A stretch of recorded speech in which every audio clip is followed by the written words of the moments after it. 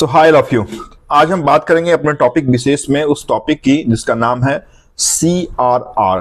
Full form of CRR is cash reserve ratio. देखिए, पहले तो आप ये जान लें कि कैश रिजर्व रेशियो एक ऐसा रेशियो है, एक ऐसा अनुपात है जिसको जारी करने का जो पावर है वो रिजर्व बैंक ऑफ इंडिया के पास है, बैंकर्स बैंक के पास है।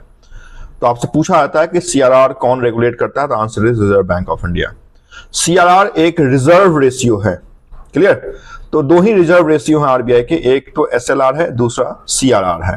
तो SLR की बात हम बाद में करेंगे, अभी हम CRR की बात करें तो ये एक रिजर्व रेशियो है आपके मनी सप्लाई को कंट्रोल करने का, मॉनिटरी पॉलिसी के quantitative credit control monetary policy का। तो यहाँ पे कुछ अलग अलग चीजें मैंने बताई हैं कि रिजर्व रेशियो है मॉनिटरी पॉलिसी का, मॉनिटरी पॉलिसी के क्वांटिटेटिव क्रेडिट कंट्रोल का, जिसमें से CRR कैश रिजर्व रेशियो है।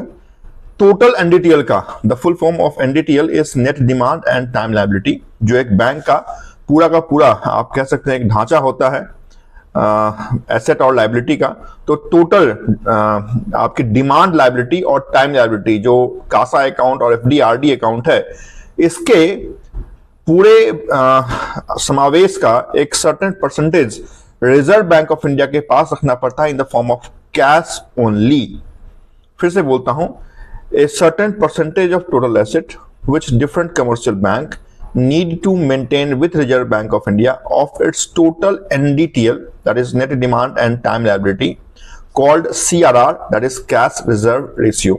तो अगर 100 रुपए किसी बैंक का NDTL है तो उसमें से 4.5 रुपीज मतलब 4 रुपए 50 पैसे आपके रिजर्व बैंक ऑफ इंडिया के पास रहेगा, और उस पैसे पे आरबीआई कोई भी इंटरेस्ट पेमेंट नहीं करता है बैंकों को। क्लियर? अगर ये रेट्स बढ़ते या घटते हैं, अगर CRR को बढ़ा दिया जाए, जैसे आज 4.5% है, इसको बढ़ा के 6% कर दिया जाएगा, तो मार्केट से मतलब बैंकों से उतनी लिक्विडिटी खींच के आरबीआई के पास चली जाएगी।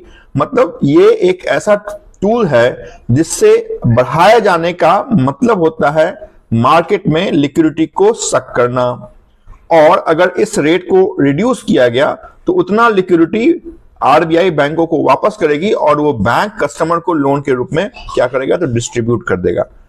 तो इसका सीधा सा मतलब है, अगर इस रेट को बढ़ाया जाता है तो मार्केट से लिक्विडिटी सक होगी, इस रेट को अगर कम किया, रिड्यूस किया जाता है तो मार्केट में लिक्विडिटी इन्फ्यूज होगी। Clear?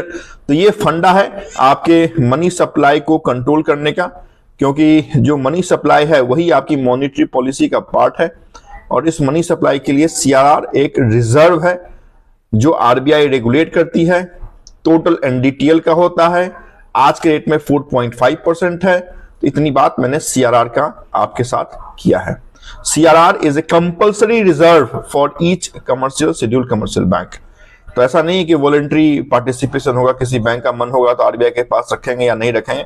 This is voluntary participation, मतलब it's not voluntary, it's mandatory. आपको अगर कमर्शियल बैंक है तो रिजर्व बैंक ऑफ इंडिया के पास इतने कैश के फॉर्म में होने ही चाहिए। This form can not be in any other liquidity assets, right, only in the form of cash. This is what reserve bank of India के CRR cash reserve ratio की important बातें जो आपके साथ हमने शेयर की है। Thank you so much for watching this important video.